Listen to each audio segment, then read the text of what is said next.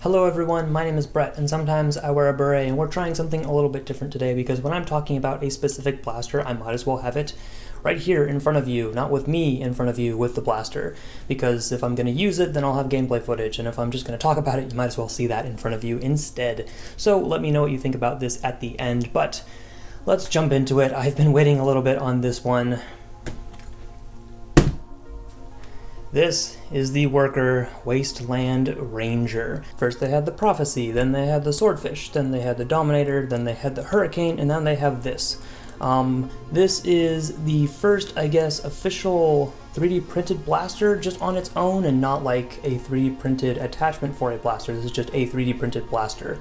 There are some pieces inside, I think, that are not 3D printed, but in general, aside from the screws and maybe one thing, this is a 3D printed blaster entirely. And everything used for functionality, from power to the trigger mechanism to this slide, is all powered by a rubber band.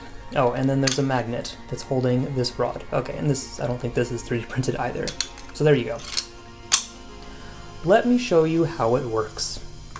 Ideally, this is how they say you would fire it. Pull that out. Get your ramrod from the bottom. Put it back in. Grab your favorite dart.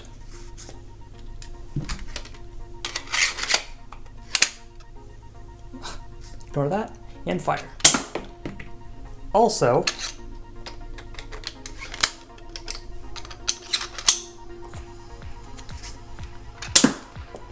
there's that. So that's how you fire the Worker Wasteland Ranger. The performance on it is, how is it? It's 20-25 feet, maybe it was 30 feet on a good dart and an angled shot. It's better, I will say this, it is better than a stock Hurricane using just AA, so. A half dart. Ramrod it with my pinky. Sure, whatever, that was a performance. This blaster costs about 50 United States dollars. Now you can find it for maybe a little bit less, like 45 on NFstrike sometimes, but then, you know, factor in shipping and what have you. Estimated around 50 bucks. That's a lot for what this gives you. And so I'm just gonna say it, about 95 to 99% of you are going to not be interested in this. The only reason I was tempted to maybe buy this was because of when I found out that's how it worked. I was like, that is the most ridiculous, dumbest thing I have seen, and I don't understand why Worker would do that. I might need to have one of those just for the lols.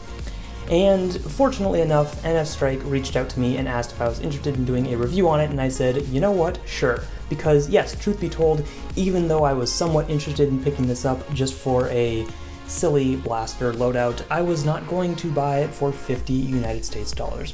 So that, yeah, I would not have this if it were not for them. So thank you for sending it to me, and I'm pretty sure they're the only ones who have it right now. So if you do want to buy one, it's only on like NFstrike and their other locations, and that is kind of a downside in my opinion. Here's what you get. You get this. You also get, I'm pretty sure, a bag of rubber bands.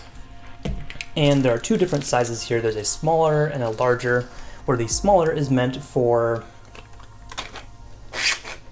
oh my god. Gripe number one. The smaller, I'm pretty sure, is meant for this. So if you can see in there, the catch is all held in with rubber bands. And at first I was getting decent catching, but then after a while this stopped catching when I would actually ramrod prime it.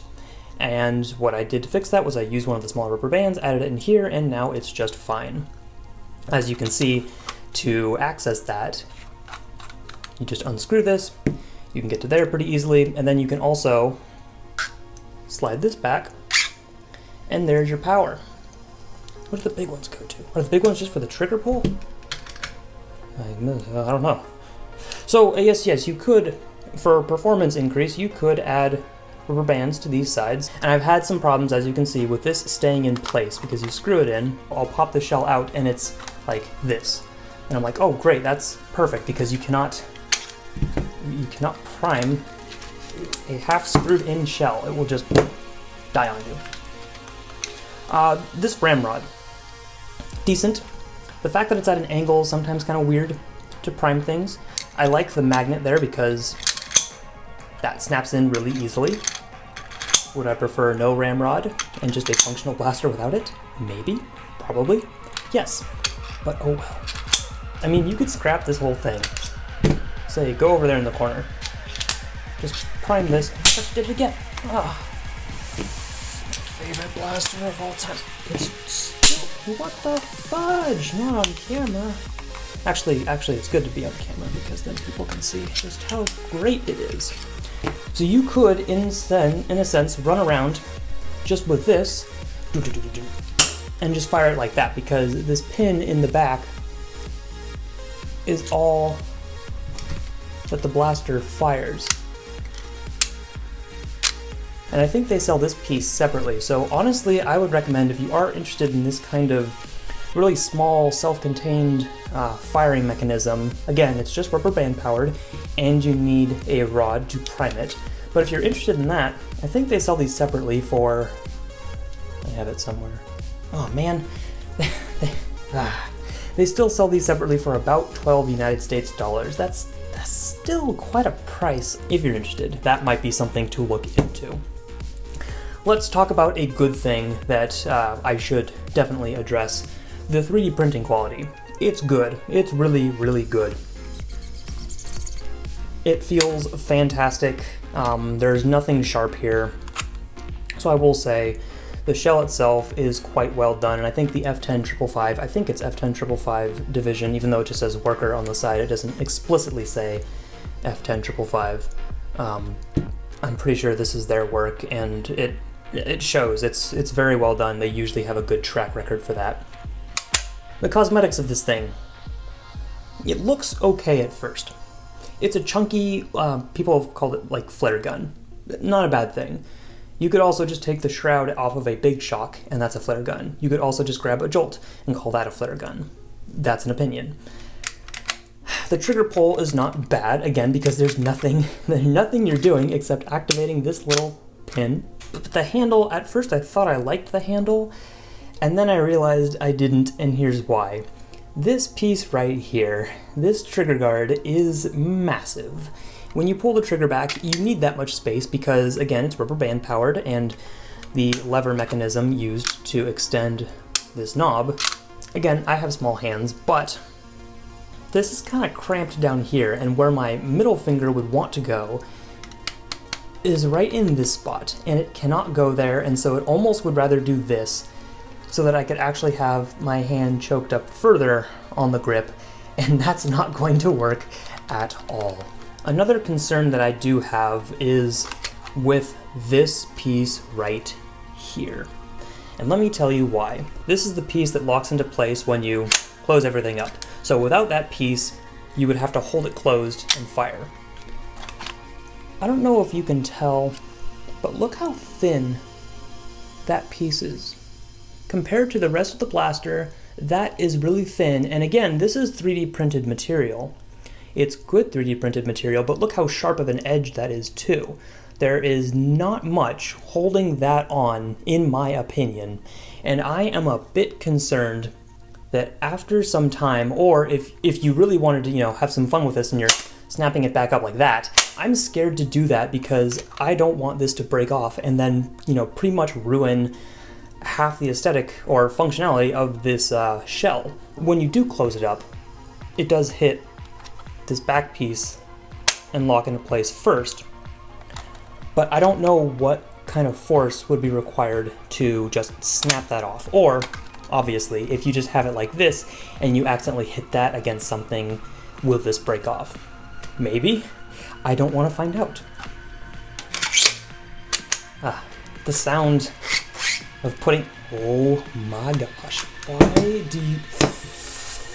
I'm gonna get upset here. The sound of putting this shell into The blaster, again, too, is not pleasant. Look at this. I don't understand. Why do you do this to me? And maybe that's just mine. I don't know. I haven't used this in a game yet. Will I use this in a game? Well, it's coming to an I'd Run That in a War survey near you sometime soon if it's not on there already, depending on when this video is posted. I haven't abused this is my point, and I don't know why the main functional part of the blaster seems to be misbehaving so much. Like, it looks pretty cool. I'm okay with how it generally looks. There's a place for that. There's a place for single loading blasters as well. You know, if it really was just you single load it, one shot, you know, that can be kind of cool, and depending on the games you go to, that could have a place. You know, not everything is just Nerf games where it's all about FPS and high capacity. But the execution of this, it's not the most comfortable. It's overly complicated, I would say, because while I can do this on a tabletop relatively easily, you're going to be using two hands to load this, and then, then you have to use get a dart, which, right, that's not quick, but it's also just not convenient at all. Oh, right. And of course, the price of this being 50 United States dollars is just way, way high when the Hurricane, even if you love it or hate it, that thing is less than $30 no matter where you find it, I'm pretty sure. So you can almost say that you could be getting two of those for one of these, or you could get one of those and upgrade it pretty well. That is the Worker Wasteland Ranger. I will leave it up to you once again if you are interested in purchasing this. Once again, this was sent to me by NFstrike to review. I would not have it if it were not for them, so I do say thank you for that. But I cannot fully recommend this one unless you are fully prepared to embrace just what this blaster is. Maybe you can look into some upgrades for it, but I just don't see too much potential. I can't see it getting over 50 feet, or say 50 FPS, maybe around that mark, with, you know, a literal rubber band pushing your dart out of the barrel. You have better luck with a slingshot, most likely. Thank you everyone for watching. Let me know what you think of the Worker Wasteland Ranger, and until next time, I will see you later.